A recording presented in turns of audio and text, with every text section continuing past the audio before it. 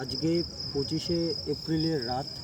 আমি আমার বাবার কাজ, মায়ের কাজ করার জন্য, আমার বাবার আজকে মৃত্যু দিবস, তো সেই কাজ করার জন্য আমি আজকে গঙ্গার পাড়ে এসেছিলাম বোধগয়াতে। তো ওই দেখা যাচ্ছে বোধগয়ার এক ব্রিজ, গয়ার।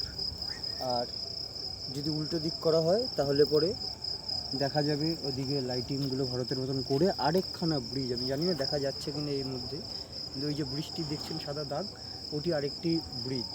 আর এর মাঝখানে যদি একটুখানি তাকিয়ে দেখা যায় মাটির দিকে একটুখানি, পুরোটা খালি হেঁটে পার করে যাওয়া যাবে। যুব ভারতী ক্রীড়াঙ্গনের দুগুণ সাইজ, হেঁটে পার করে দেওয়ার মতন পুরো মাটি চড়া। আমি জানি না বাবার কাজ যে আমি করবো, আমি যখন এখানে ঢুকেছি দেখেছি, আমার বুকের মধ্যে একটা ছ্যাঁত করে অনুভূতি এলো যে এই সামনে যে গরমটা আসছে, যেটাকে এল নিনো বলা হয়, সেটা কতটা পরিমাণে ভয়ানক হতে যাচ্ছে। বলা হয় পৃথিবীতে যখন আকাশ গঙ্গা আসে, সেই শিব ঠাকুরের ছিঁড়ে চুল থেকে যে জল বেরোয় সেটা বয়ে গিয়ে পুরো পৃথিবী জলাশয় হয়, পুরো পৃথিবীতে জলের উৎস।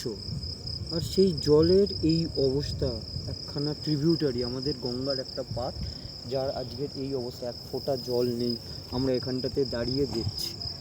আর এই গঙ্গা, আমি কখনো সাঁতার কেটে, আমার মনে নেই জীবনে প্রায় আমি 100 বার গঙ্গায় নেমেছি, সাঁতার কেটে আমি গঙ্গার এত ভেতরে এসেছি বলে আমার কখনো মনে হয়নি, জীবন নেই, আমি আসিনি কখনো, এতটা ভেতরে তো আসিনি।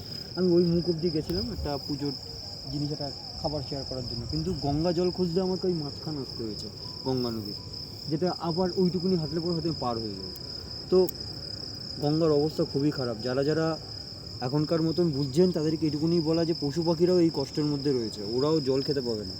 যেখানে যেখানে জায়গা পাবেন সেখানে সেখানে আপনারা একটুখানি জল করে সেই তাদের জন্য দিয়ে রাখবেন, যাতে তারা একটুখানি বেঁচে থাকতে সহায়তা পায়। যদিও সেই জল শুকিয়ে যাবে, যা গরম গঙ্গা শুকিয়ে দিচ্ছে, জল আর কী হবে। যতটা পারবেন সহায়তা করবেন। আর এখন যদি কারো পুজো করার থাকে এই বছর, যারা যারা মনে করছেন পিণ্ডদান করবেন বোধগয়াতে এসে, তারা আসবেন না, কেননা এখানে মা গঙ্গাই নেই যেখানটাতে আপনার পিণ্ডটা সমর্পণটা কমপ্লিট হবে। তো এখানে আসার এই মুহূর্তে কোনো দরকার নেই। আর এই গরম যা চলবে তাতে বর্ষাকালও কম আসবে এল নিনোর ফলে। তো পরের বছরের প্ল্যান করুন, এই বছর নয়। প্রণাম।